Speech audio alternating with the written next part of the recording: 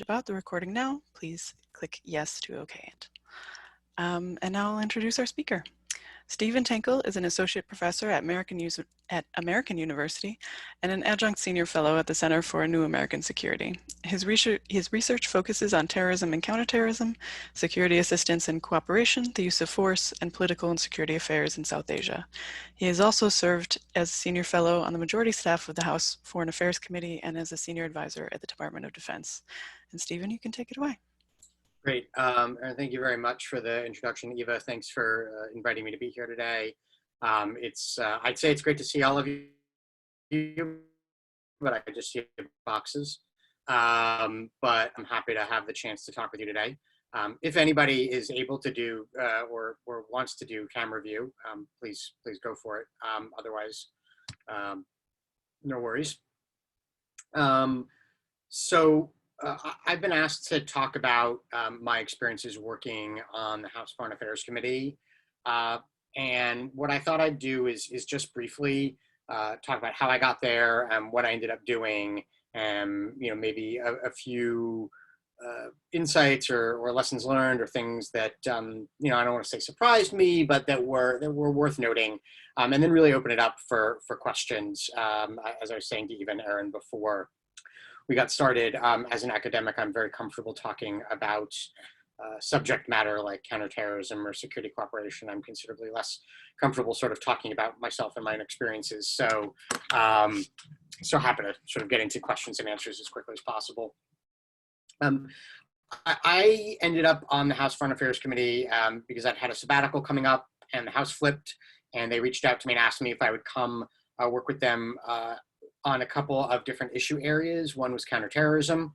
Another was security assistance and cooperation, where they had somebody who was very, very strong in that area, but it's such a very full portfolio that I think they were happy to have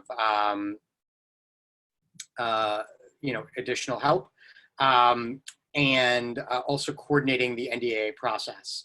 And then working on other pieces of legislation and oversight as it comes through. For those of you who aren't that familiar with Congress, there are obviously, right, there's personal member offices, but a lot of the legislative drafting and even more than that, the legislative gatekeeping gets done by committees. So anytime legislation is introduced, it's going to refer to, in the House, one or more committees. In the Senate, it refers only to one committee, but in the House, it can refer to one or more committees. And then depending on the committee to which it refers, right, that committee can mark it up, which essentially just means hold a hearing and, literally mark it up, right? We'll pass it cleanly, or we'll edit it, what have you. Or they can decide that they want to hold it, or that committee can decide that they want to work with whomever the member is that's introducing it. Committees will also write their own legislation, either on behalf of the chairman of the committee, or they might write legislation and then farm it out to different members of the committee to introduce. And different committees have different rules. So House Foreign Affairs Committee works very, very hard to be as bipartisan a committee as possible. And so, built into the rules is that you will have a certain number of bills from the minority, every time there is a markup. And House Foreign Affairs Committee does a markup about once a month. Different committees have different, they'll mark up, some will mark up every month, some will mark up more or less frequently. The House Armed Services Committee, which writes the National Defense Authorization Act that is being amended as we speak, they do one markup a year. They do a markup for the National Defense Authorization Act, and that is it. And so, as a lot of what I worked on from a legislative drafting and gatekeeping perspective was either, I wrote a little bit of my own legislation. I did a lot of chopping on other people's legislation. And then weighing in on whether, we should mark things up, and if so, how to edit it. House Foreign Affairs Committee obviously oversees the State Department, which is the other big piece of this, right? I think there's a tendency to sometimes think about what's happening in Congress purely as the writing and passing or not passing of legislation, as it were. But the other thing that that Congress does and does a lot of is conduct oversight. Before I get to that, I should just note that sort of when I talk about the passage or lack of passage of legislation, I mean, I think there are legitimate criticisms, of the lack of action. I think, especially on the Senate side, of bringing legislation to the floor. Some of that is structural. It's not so easy to bring legislation to the floor because of the amount of time that needs to be allotted for it. But some of it is also political. On the House side, it is easier to bring legislation to the floor, and actually, the Speaker has brought a lot of legislation to the floor over the last couple of years. I should know that one of the things that I was told when I got there by somebody who worked at the Congressional Research Service, which is sort of the in-house research branch, is listen, Congress doesn't really exist to pass law so much as it exists to stop bad legislation from becoming law. So it is no accident that you have to go through a lot of different steps to get something actually passed and signed into law, right? We want rigorous gatekeeping on this, and we want multiple checks along the way. And for people who are curious, I can sort of walk through all of that, but you probably took the How a Bill Becomes a Law class in civics class. And so I think that's important to keep in mind. Back to oversight. That takes various different forms. Congressional hearings are a form of oversight. They're also a form of informing legislation, and briefings and receipt of reports from the departments and agencies that a committee oversees is a big piece of oversight. So, a fair amount of legislation that I worked on last year for the National Defense Authorization Act was designed to ensure that House Foreign Affairs Committee was getting reports of what was going on in various areas, right? Especially tied to the use of force and war powers oversight. Because HFAC has jurisdiction over things that implicate U.S. foreign policy and also over war powers, anything that's conducted under the AOMF, right, we want to sort of have eyes on that. And so getting reports is an important way of conducting oversight and keeping abreast of what is happening, so that you can then write legislation if you have to, or you can informally try to address issues that you think need to be addressed. This can also be done through letter writing.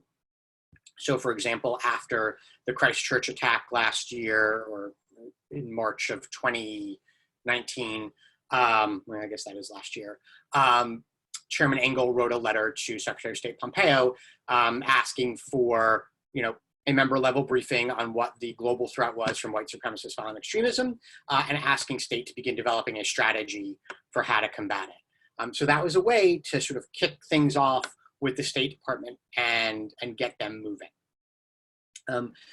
So there's oversight, there's legislative drafting, there's also legislative gatekeeping, and again, that is all happening sort of at the committee level. I don't really have as much situational awareness over what life is like in a personal member's office, and so I'm not really going to weigh in on that. Committees are structured differently depending on the committee. House Foreign Affairs Committee, there is most of the staff are regional staff. Most of the professional staff members, that's right, they'll oversee a region. We have a Middle East person, we have an Africa person, Europe and Russia. We have somebody who oversees South and Central Asia, somebody else who oversees East and Southeast Asia, and then somebody who oversees South America and Latin America and Canada. And then we'll also have functional folks. So we have a person who does security assistance, cooperation, and arms control. We have a person who is responsible for oversight, right? And a lot of people will have multiple things in their portfolio. So you might have somebody who oversees East and Southeast Asia, and then they also have sort of a smaller oversight, or a piece of oversight in their portfolio where they focus on management and operations at the State Department. And then we also have our deputy counsel, who I was working with closely, does counterterrorism, cyber, use of force. I worked closely with people in the Middle East, Africa, and South Asia, not surprisingly, if you think about CT. I also worked very closely with the person for us who does security assistance and cooperation, because I wrote the security assistance title for State Auth while I was there. And I've done a lot of work in security assistance cooperation. It was an area of interest for me. And so he and I collaborated a lot. It is a very entrepreneurial environment. I have said it is probably the most fun job I've ever had. I loved my time at DoD. DoD is a very hierarchical organization. You get there, you've got to go through 18 layers of bureaucracy, right? And you've got to make sure that the margins are correct in your memo before you can submit it. That is not what committee life looks like. I mean, there are definitely rules and regs in place, but if you're entrepreneurial, if you've got a good idea, as long as you're keeping the right people looped in, you're not sort of getting into anybody else's portfolio, which is a big no-no. You're not getting into anybody else's jurisdiction, which is also a big no-no, right? Like, I don't want to get into HASC's jurisdiction. They don't want to get into mine. And you've got sign-off from your bosses, which generally, is not too hard to get. You can start running with stuff. And so, I really enjoyed it. If you're forward-leaning, you can build a really good portfolio. You can scope that portfolio the way you want to. You are the subject matter expert. There are not too many, right, staff delegation trips or congressional delegation trips going on right now, but that's another way of conducting oversight, informing legislation, and sort of getting out, and meeting with both embassy officials and sometimes members of the military, but also, right, foreign officials, reporters, journalists, civil society, what have you.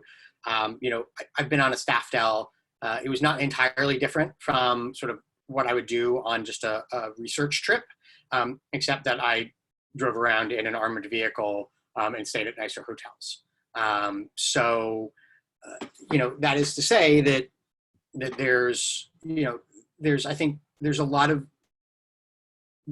opportunities to work on things that are very, very interesting and that have impact. And that impact sometimes appears in law, although for anybody who has, been in the academic world, I think there's some things that it has in common with the legislative branch insofar as anything that you write is going to get revised 1,000 times. A lot of different people, right? Your peers are gonna chop on it. And not everything that you write is going to see the light of day. I have written legislation that's gone nowhere, or I've written legislation where we've had to drop large pieces of it. And I always said that wasn't hard for me, right? Like I wrote 60,000 words of, 3 chapters for my last book. Spent 2 months working that down into 1 chapter. And then I think like maybe 500 or 1,000 words of that survived in like the final product. So, I'm sort of used to the long, slow slog, and only pieces of what you work on ultimately sort of seeing the light of day. And if you're comfortable with that, I found it to be a really, a really dynamic place to work. Lots of smart folks, lots of people who are smart on policy, but also smart on legal matters and jurisdiction, which is, I mentioned it before, but a really big deal. Knowing where you do and do not have purview is really important. Smart on organizational dynamics and sort of how, so for example, right, I worked with a whole bunch of experts who really knew how the State Department functioned from the inside, right? And a lot of what we worked on was that organizational piece and thinking through those organizational pieces rather than just the policy pieces. And then there's the political piece, right? And there's the political piece in terms of the partisan, right, Republican Democrat politics. There's the jurisdictional politics. This is my committee or your committee. There's the member politics, and then there's the, right, that's the politics between members. And then there's, right, the politics of like, how is this going to play in a member's home district as well? So that's always getting factored in.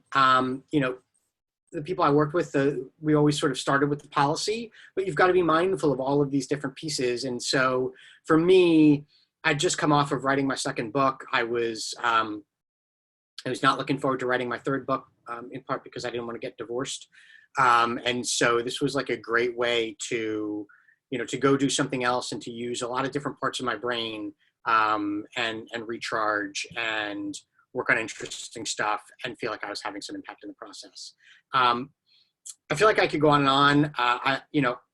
I'd actually, though, like to just sort of kick it back over to folks for questions, because I'm not certain precisely, what everybody hopes to get out of this, whether you're more interested in the nuts and bolts of Congress, or whether you're more interested in specific pieces of legislation or engagement between Congress and the executive branch, or really, more about like what a day-to-day looks like for those of you who are thinking of going to work on the Hill, which I would just say, if you want to work in policy, doing a stint on the Hill is, I think, absolutely vital. I wish I'd done this like 15 years ago.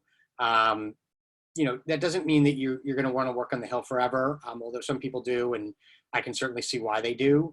But I think this will make you more valuable in the executive branch. It'll make you more valuable really anywhere.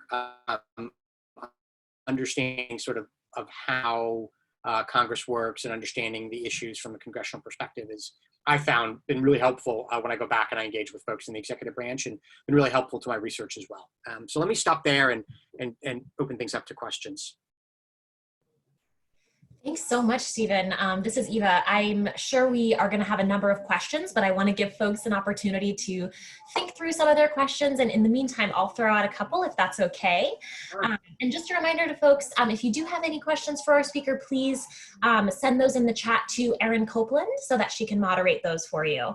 But in the meantime, just to get things started, and I'm sure I love what you were just saying now about talking a little bit more about the day-to-day, and I'm sure folks would love to hear about that. But my question for you is, I'm sure that we have many of our students and many of our interns who are on the session right now who might be interested in ending up where you are now in your career and following the similar trajectory. And so I was wondering, what experiences and opportunities might you advise these students and interns who are early on in their careers? What kinds of things would you recommend they get involved with in order to prepare them or lead them down a similar career path? Sure. Right, this is hard because I used to ask people, like, how do I get to where you are? And they're like, don't do what I did. And I'm going to be like, don't do what I did. This is my third career, right? I worked in electoral politics at a college, and then I worked in the private sector doing crisis management. And I'd been like, 2 years out of college or 3 years out of college, and 9/11 happens. And I stayed in the private sector a little while longer, but I knew I didn't want to go back to electoral politics, and I didn't know what I wanted to do next. So I was sort of just casting about. I worked entirely on domestic political stuff, domestic policy in college. And it took me until, sort of like my late 20s before I sort of got around to, okay, I think I want to go back and I want to do a master's degree in international relations. But I didn't grow up with a family that had the means to to travel internationally, so I'd really never been overseas very much, and that's what led me to the London School of Economics. I thought I should, if I wanted to sort of learn more about the world, I should go to grad school in not America. And then I caught the research bug when I was doing field research in the Balkans on foreign fighters there, and decided to do a PhD, not because I necessarily wanted to be an academic. Just because I wanted to do a PhD, right? Some people want to climb a mountain, some people want to run a marathon. I wanted to do a PhD. And I knew that I wanted to go and work in a different field than I'd been, and I wasn't in that field yet, so opportunity costs weren't so high for me at that point. And I did my PhD in war studies at King's College London, which is one of those things that it's a great program, it's phenomenal. If you want to be an academic, I wouldn't advise you to do that. Everybody advised me against doing that. I managed to get a job in academia. I was not looking for a job in academia, to be honest. I was looking for a job in government. I had a job in government. It was to go work for Richard Holbrooke. He died. He was the special representative for Afghanistan and Pakistan. And so I turned down my tenure track job at AU, and I called them back like 2 months later and said, hey, can I have that job offer back? And they said, well, we gave it to somebody else, but we'll go get a second tenure line and we'll hire you. And they did, which is really, I'm insanely blessed that they were willing to do that. And even then I wasn't sort of sold on academia. And I've sort of come around to love academia, but I've also not had a traditional academic career, right? I've been at AU since 2011, and I've left twice to go to DOD once before I was tenured, which is not something that is common. And then I spent my sabbatical working on the House Foreign Affairs Committee. I do a lot of policy writing. I am heavily engaged with Center for New American Security. So I really am sort of trying to ride that line between being a policy wonk and being an academic. And I publish academic articles and I write academic books. And I'm trying to sort of have it all. And it is, I will just say, it is a very, very hard balance, especially if you are on the tenure track. I managed to get tenure. And I had said to my wife before I came up for tenure that I'm going to do this my way. I'm going to continue to do all the policy stuff. And she was supportive of that, even though, we knew that it might mean I didn't get tenure. And I was real sort of very gung that right up until I came up for tenure, when I was white knuckling it until the decision came in. So, all of that is to say that I've just sort of, at the end of the day, for as strategic as I could be in every other part of my life, when it comes to sort of professional pursuits, I've just kind of done what I wanted to do. I think if you do what you want to do and you do good work, these things tend to work out. That's a very long answer, but I think it's important to sort of walk through how I got here. And I think it's important to identify that, I think it's possible to have a successful career without mapping it all out in advance.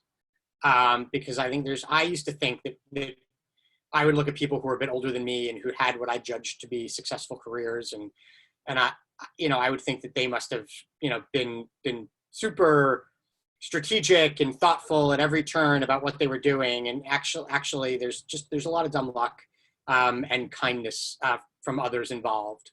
And in large part, that's how I've gotten here.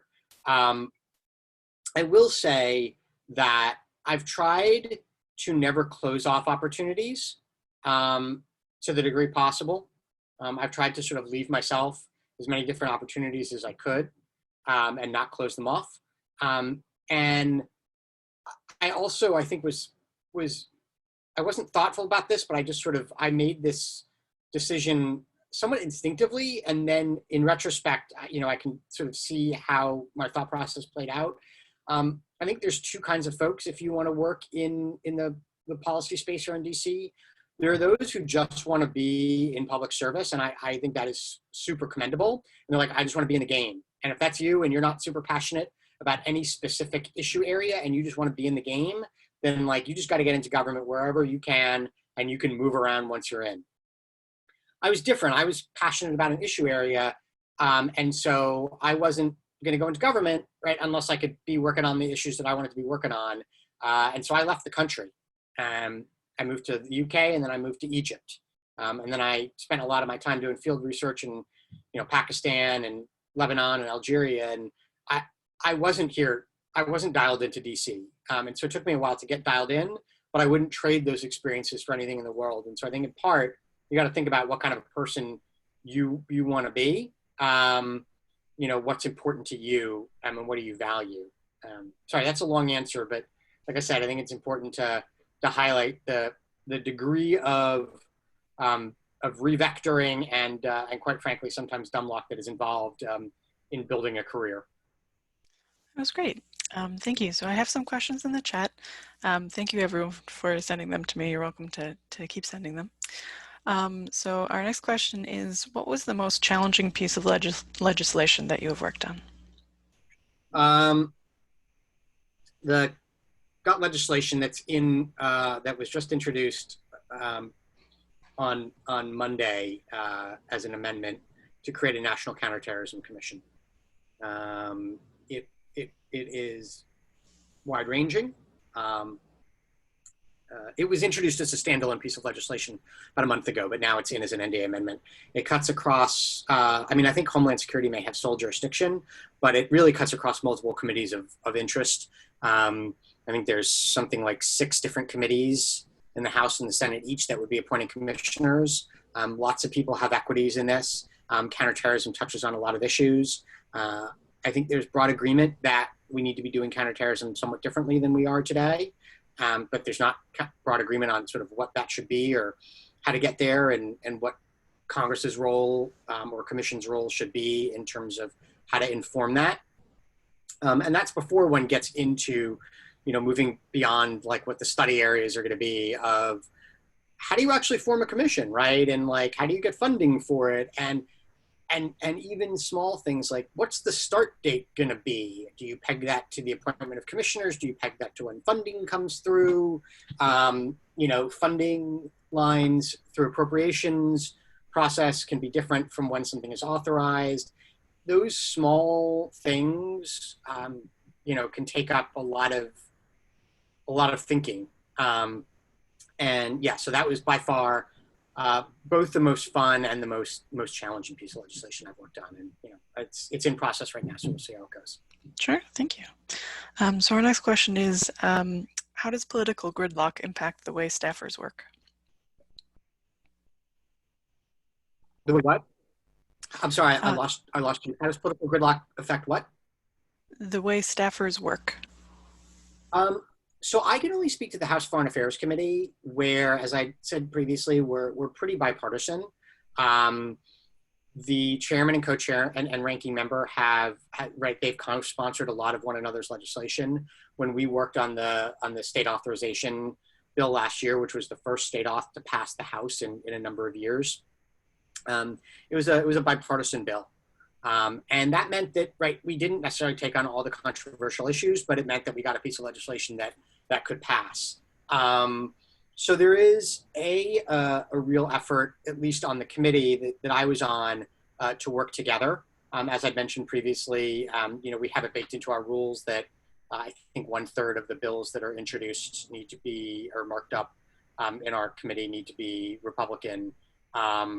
Don't quote me on the precise percentage, right? But that's the right. There's a real effort there to make sure that one side is not railroading the other. I've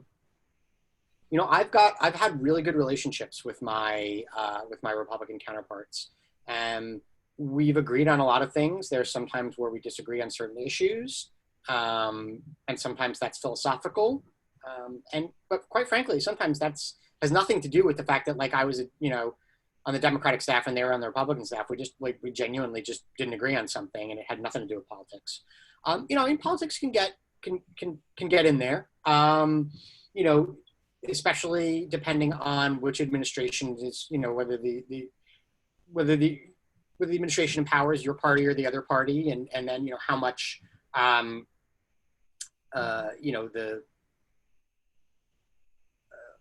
in this case, the Republicans are willing to buck the administration that is their party. And then the other issue with partisan gridlock is, getting things going in the Senate it can be challenging. Part of that is just that the Senate needs to devote a certain amount of floor time for something if it's going to be debated. And you can try to get something through to a vote without debate, but then you sort of need all the different members to sign off. And remember, the Senate is the place where one senator can put a hold on everything. And sometimes that's a partisan gridlock issue, and sometimes that's just you've got a senator that doesn't like a thing, or is using it for leverage on something else. And then of course, I think I'm saying anything out of line to say that Mitch McConnell has been, particularly focused on using floor time to confirm conservative judges, and so that doesn't leave a ton of time for other stuff. So that factors in. But most of the legislation that's written in any given year is not gonna go anywhere, and that is going to be a function of the quality of legislation, of the amount of time that you have before you even get into gridlock, right? What I found was staffers will tend to focus on maybe one or two big pieces of really one big piece of legislation, maybe two big pieces of legislation a year, and that's about it. And I worked on the Global Fragility Act that had passed the House, and then the year before I got there, and then we rewrote it a bit, and then it passed the House again, and it passed the Senate, and then it became law through an appropriations package. Right, so that took 2 years. Legislation, the person who's mentored me the most on legislative process and legislative strategy says, look, legislation is going to die 1,000 times before it becomes law.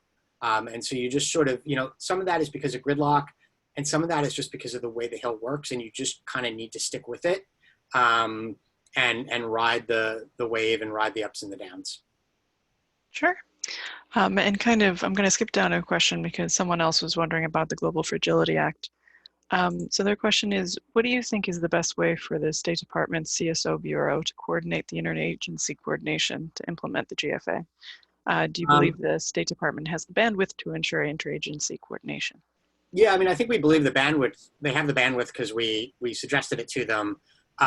You know, I think that's probably something that is better left addressed between folks, you know, who are working this on the committee now, and the people in CSO. You know, I think, would I be comfortable sort of providing my thought to CSO? Yeah, but I'm not sure I'd be comfortable doing it in this forum. So, sorry. Oh, that's okay. Please do, if there's anything you shouldn't be saying, please don't say it. Yeah. So we can move on to our next question. In what ways did your academic background help or present challenges for your experience working on the committee? And were many of your colleagues on the Hill also academics or from different professional backgrounds? So I'll answer the latter part of the question first. I mean, it's mostly people with master's degrees and law degrees. Not a lot of PhDs floating around on the Hill. Although there's, you know, I mean, I wasn't the only senior fellow who'd come in. There were, you know, I think there were maybe like one or two other academics who were there on various fellowships or sabbaticals while I was there. But for the most part, you know, I mean, I don't think you need the people that I worked with really knew their brief, and certainly didn't need a PhD to know their brief, right? PhD is much more about a research methodology skill set at the end of the day than it is, right? I mean, we develop empirical knowledge, but that isn't sometimes, right? That can very often be a byproduct of the work that we're doing. You know, the PhD is about sort of learning the ability to do the research. I always remember what my supervisor said to me, which was, you know, if you don't know more than me about your subject after about 2 months, then you're not doing your job as a PhD student. So I had worked at DoD previously, and that had probably done a really good job of knocking out the parts of me as an academic that could get in the way of doing good policy.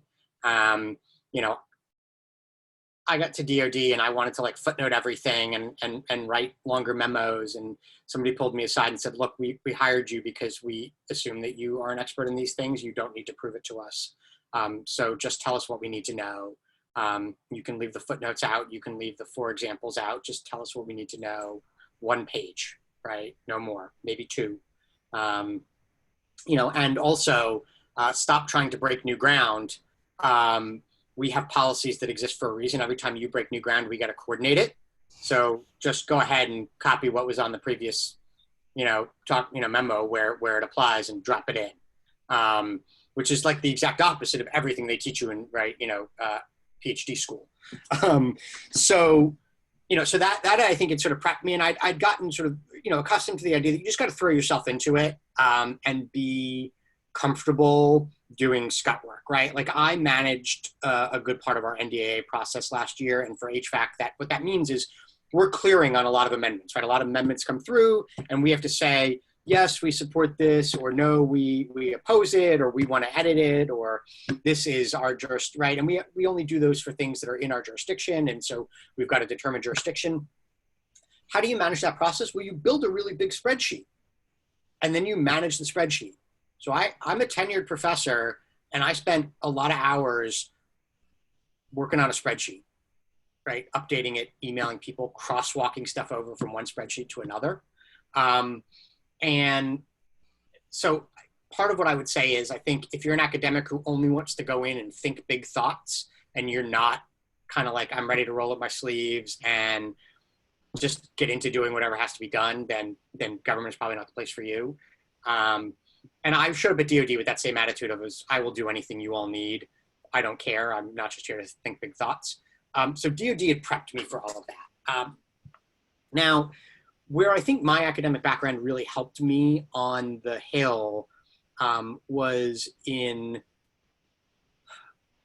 identifying from a subject matter expertise perspective problems with legislation. So I wouldn't be able to tell you that this doesn't look right from a legislative draft. I mean, I could tell you now if something doesn't look right from a legislative drafting perspective, but when I got there, I wouldn't be able to do that. And I've got a reasonable hang of jurisdiction now and of law and all, you know, to the degree that you can develop that after a year and change. But where I was really, I think, where I could be helpful and useful was looking at things in like the fragile state space or the security cooperation space or the CT space and say, yeah, the research doesn't support this. We should be sort of trying to legislate something different here. The other area where I think it was very, very helpful was when you briefings with people from the executive branch, or we would conduct hearings, right? Like, what do I do as a researcher? I go out and I ask a lot of questions to understand things. And so like, oh, you need somebody to write hearing questions about this?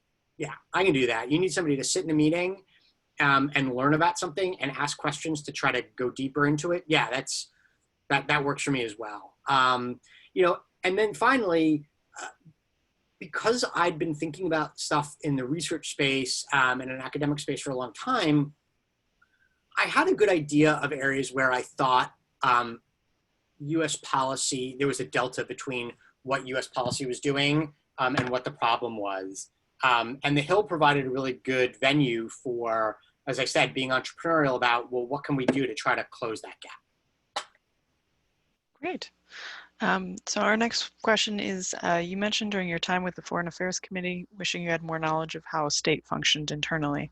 Are there other things that you wish you had known prior to getting involved in this kind of work? Yeah, I mean, I think I wish I'd had a better idea of how Congress worked, right? I mean, I thought I had I knew that I was not going to really understand the Hill until I went and worked on the Hill, which is one of the reasons I went there, right? My friends who were there said, look, you can read books and you can talk to people, but you're not going to really understand the battle rhythm. You're not going to understand what is and is not important until you're here living it.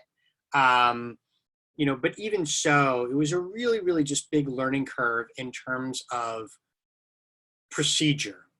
And so I'm not sure if this is a perfect way of explaining it. And there are others who've had experiences in the executive legislative branch who might disagree. But my sort of the perception that I formed when I was there is that working in the executive branch process is really important. Right? What is the process by which we develop and vet policy? And I think we can look at this administration, which does not do process at all, and see why process is really, really important for keeping people on the same page, right? And I'm not even talking about like, you probably shouldn't have one high-ranking official writing a, op-ed for USA Today slagging off another high official, right? I'm just talking about in general. This administration is not doing a whole lot of process. Process is important on the Hill as well, but procedure is also important. If you don't understand the different legislative tools and procedures that are at your disposal, then you can have a really good idea and you can't accomplish anything with it. And so the executive branch, I think it's process and I think it's understanding bureaucratic politics, right? Because you got to understand the bureaucracy in the executive branch, otherwise you can't do a whole lot either.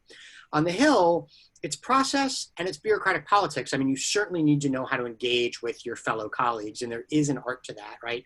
Like any sort of in-group, they have their own way of engaging with one another. And I didn't know what that was when I got there, but I knew enough to know that that was going to be a thing and I was going to have to figure out how to ask questions, right? And how to make requests in email and what the protocols were.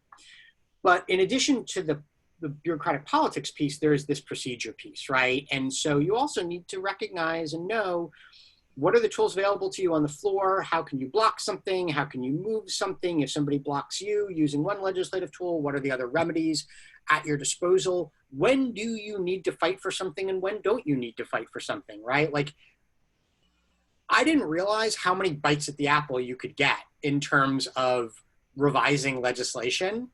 I thought it was like, oh, you write it, you introduce it, you vote on it, and then like there's a formal amendment process, and that's true, but there can also be sort of informal processes by which you can change things. And so understanding all of that, I think, you know, I was never going to understand it well until I got to the Hill, but I wish I had, at the very least, maybe done more to familiarize myself with legislative procedure before I got there. Because I sort of got there and thought, well, I'm going to be the subject matter expert and I'm going to work on policy. And I understand there's going to be bureaucratic politics.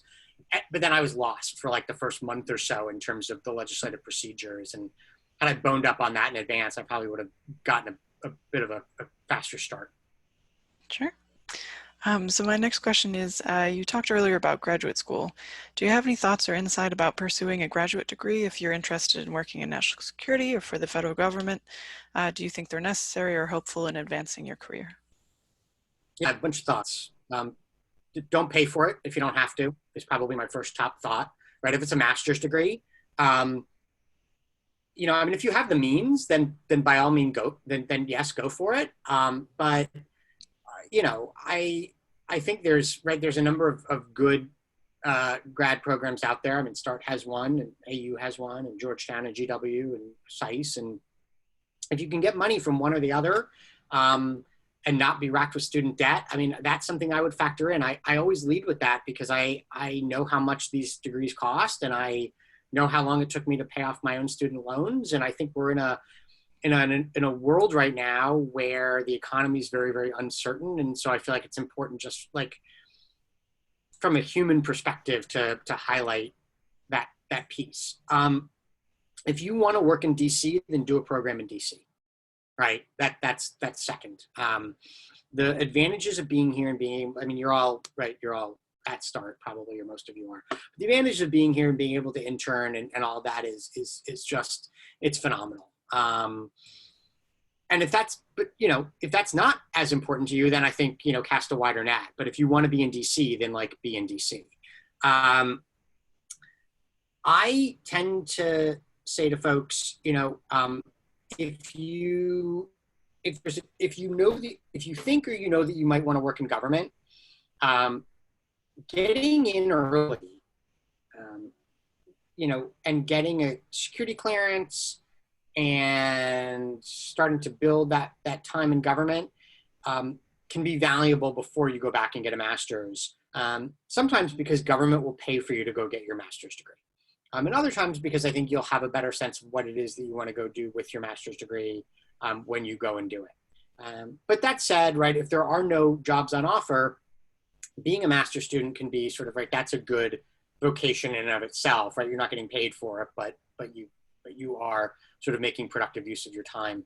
So some of this is about sort of opportunity costs and what kind of opportunity costs you're going to pay for going and doing grad school sooner rather than later, and who's going to pay for it.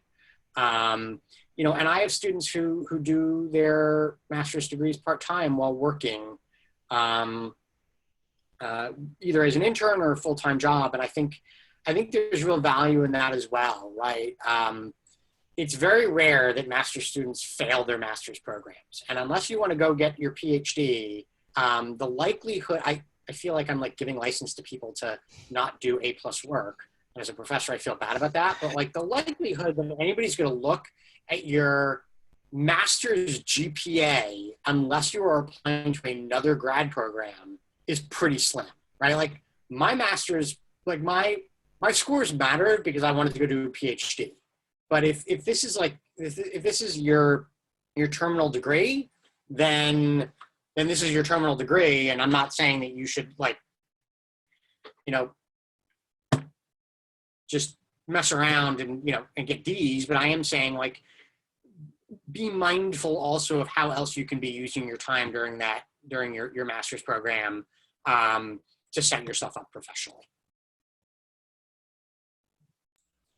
Okay, great. So I think we'll do one last question, if that sounds good to everyone. For someone interested in working for the government, for the federal government, either as an analyst or on the policy side, what should they know how the federal bodies operate in thinking about how to approach their work? I mean, first I would say, if you're interested in getting in and you're just interested in getting in, be mindful that like you may not get into the agency where you like, you know, you may want to go work at CIA, but there's a job at NCTC. And so, you know, you can wait for CIA or you can take the job at NCTC and then try to make the lateral move. I tend to often advise people, if your aim is to be in government, just get in. And then you make your lateral moves around there. I would actually, from a career counseling perspective, before I go to like what you should know, you know, I would say spend a lot of time on USA Jobs. Really familiarize yourself with how USA Jobs works. Look at what the opportunities are there. And then use that in part as a guide to begin looking at the different, the different offices. So if you're looking at USA Jobs and you're seeing that there's, you know, lots of jobs in 3 or 4 offices at the Pentagon, and you think that you might want to go work at the Pentagon, then I would start going on the DoD website and reading about those offices, right? And most of the offices have websites. They're not always super up to date, but like they're up to date enough. And I would ask your professors about them as well. And I would do that, A, because I think it'd be helpful for you if you end up getting those jobs. But B, the application process on USA Jobs is really kind of screwy, for lack of a better term. It works based on an algorithm, as far as I understand it. And so you need to find a way to write your letter and do your CV that you're going to be submitting that is going to have certain keywords based on the job description, right? And possibly based on the description of the office in which that job is located. And you're going to want to have a really quick turnaround time to get your stuff in. And so you're going to probably have to be revising your CV and your cover letter again and again and again because of this algorithm. And so I tend to tell students, like, apply for everything on USA Jobs, even if you don't really want it, to get good at the process, right? To get practice of doing this. And I think doing that and looking at the different offices where those jobs are available sort of sets you up. And then once you have the job, then you can zero in on a better understanding of what that office does. You know, there's good, you know, there's good books out there.